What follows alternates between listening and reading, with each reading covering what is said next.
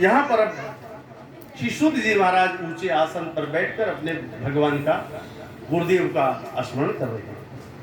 यम प्रव्रजन्तमनुपेतमपेतकृत्यं द्वैपायनो विरह कातरया जुहाव पुत्रेति तन्मयतया तरवो विनेन्दुः सतं सर्वभूतहृदयं मुनिमानतोऽस्मि नारायणं नमस्कृत्य नरं चैव नरोत्तमं देवीं सरस्वतीं व्यासं ततो जयमुदीरये। वासुदेव भगवती भक्तियोगः प्रचोदितः जनयतयासु वैराग्यं ज्ञानं च यदहैतुकम्। भगवान ने, शिशु जी महाराज ने मंगलाचरण किए और मंगलाचरण करने के बाद अब भगवान का कितना अवतार है? 24। कितना अवतार है? अब यहाँ पर 24 अवतार। भगवान अवतार ही क्यों लेते हैं? जब जब हो ही धर्म की हानि। संत का, ब्राह्मण का, गौ माँ का, पृथ्वी का जब दोहन होता है, जब अत्याचार बढ़ जाता है, पाप बढ़ जाता है, तो भगवान को अवतार लेना पड़त हो। यही कह रहे हैं, वासुदेव परावीरा, वासुदेव परम सखा, वासुदेव परायोगा, वासुदेव परक्रियम्, वासुदेव परावीरा, वासुदेव परं तपः, वासुदेव परो धर्म, वासुदेव परागति। ये प्रश्न वासुदेव कैसे वेदों को, श्री कृष्ण हरि यज्ञ, भगवान की कथा को, इदम भागवतम नाम पुराण, कैसा भागवत है? बोले महाराज, इसमें बहुत से सार हैं। सारम सारम समुद्घृतम, सारे ग्रंथों का सार है। भागवत क्या है? बोले धर्मः प्रोक्षित, धर्म को परोसा गया, बस पीते। कैसे पिए? बोले महाराज, सारम सारम समुद्घृतम। अच्छा ये बताइए, आप सबने दूध देखा होगा। अच्छा, दूध में मक्खन दिखाई देता है? बोलो, नहीं दिखाई देता। अब देखिए, दूध आपने कितने रुपए की खरीदा? 70 रुपये, 80 रुपया किलो। अब वो दूध कैसा हुआ? बोले वो गर्म कर दिया गया, दूध को गर्म किया गया। अब जब दूध गर्म हो गया तो उसे ठंडा करके रख दिया गया, तो बिलोरा गया, तो उसमें से मक्खन, छाछ अलग हो गया। जब अलग हो गया,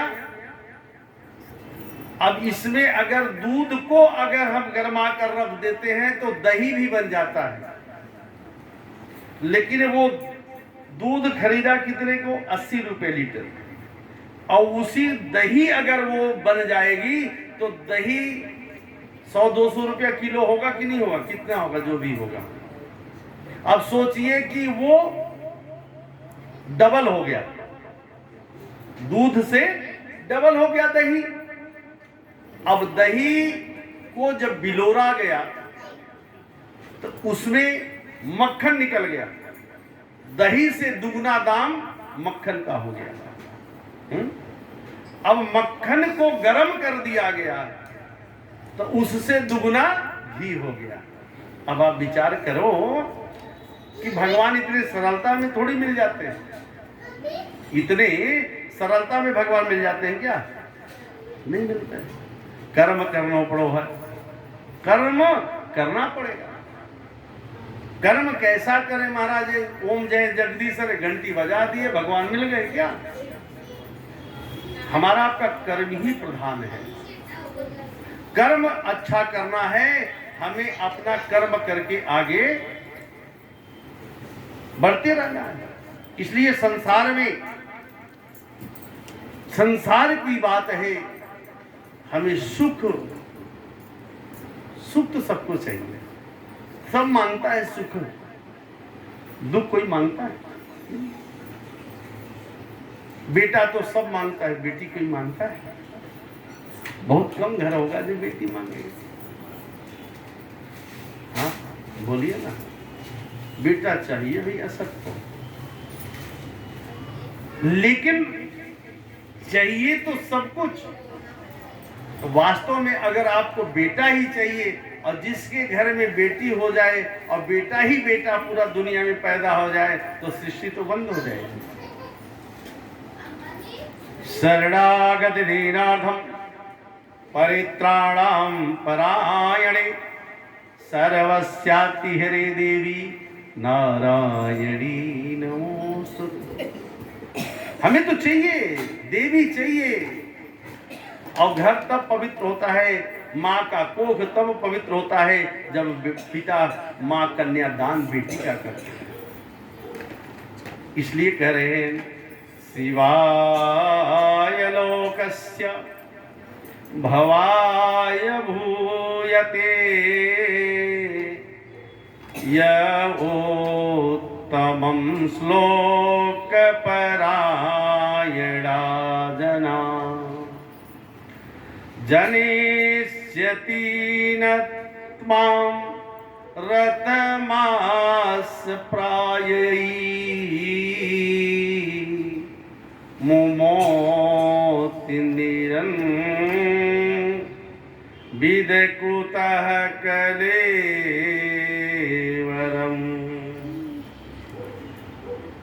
शिवलोकस्य, जिन्हें भगवान का आश्रित लेना हो, भगवान का आश्रय लेना हो, तो ये मुख गोविंद का संकीर्तन करना चाहिए और भगवान शिव का गुणगान करना चाहिए। ओम नमः शिवाय। इसलिए गुणगान करना चाहिए। केवल कहते हैं संसार में भगवान का अगर हम आश्रय ले लें तो किसी प्रकार का दुख तो है ही नहीं है। पायो जी मैंने राम रतन धन। जब आप भगवान का आश्रय ले लेंगे तो आपका तो ऐसी जीवन धन्य हो जाएगा। लेकिन हम संशय करते हैं और संशय में ही जीव का कल्याण नहीं होता है। इसलिए हमारा आपका स्वार्थ छुपा है। अपना कोई भागवत सुनो, भागवत कराओ, आपका कोई स्वार्थ नहीं होना चाहिए। निस्वार्थ, निस्वार्थ अगर आपका स्वार्थ है तो मेरा गोविंद क्या करता है? कहते हैं जीव और प्रेत को मुक्त तुरंत करा देता है। द्वापरे समुने प्राप्ते तृतीये युगे परायणे ततः पराशरो योगी वासत्वां कलयां हरे। चतुर्योगी तीसरे युग के द्वापर में महर्षि पराशर की पत्नी सत्यवती के गर्भ से व्यास जी महाराज का जन्म हुआ। और जब जन्म हुआ तो वो सरस्वती के तट पर जाकर के भगवान का आश्रय ले लिए। और जब भगवान का आश्रय ले लिए वहां पर बैठ करके भगवान की कीर्तन करने लगे,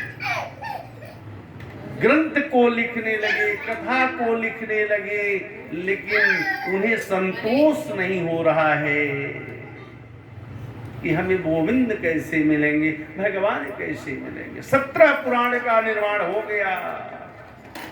उसी समय कहते किं वा भगवता परमानो प्रायेण निरूपिता प्रिया परमहंस ब्रह्मयो। व्यास जी महाराज ने बहुत प्रेम से बैठकर भगवान की चिंतन कर।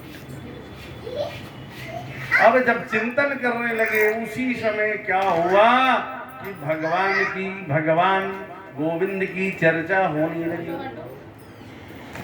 यथा धर्म 10 चार था मुनिवर्या कीर्तनम न तथा वासुदेवस्य महिमा निवृणिता। देखिए शास्त्र में हमें आपको ज्ञान की जरूरत है, बुद्धि की जरूरत है। अगर बुद्धि नहीं हो तो इंसान क्या घोषित होता है पता आप लोग को? पागल, शून्य है। वो रोड का जितना कचरा है महाराज वो अपने शरीर पर लाद लेता है, तो क्या कहते हैं लोग? पागल, पागल कहते हैं। लेकिन हमें आपको करना क्या चाहिए? तो पागल शरीर तो गोविंद ने दिया, भगवान ने शरीर मिला मनुष्य का, लेकिन विवेक शून्य हो। कर्मणि जायते जंतु कर्मणि विलीयते। कर्मों के अनुसार दुख सुख मिलता है। परमात्मा किसी को न दुख देता है, न मेरा गोविंद किसी को धन देता है, न धन किसी से छीनता है।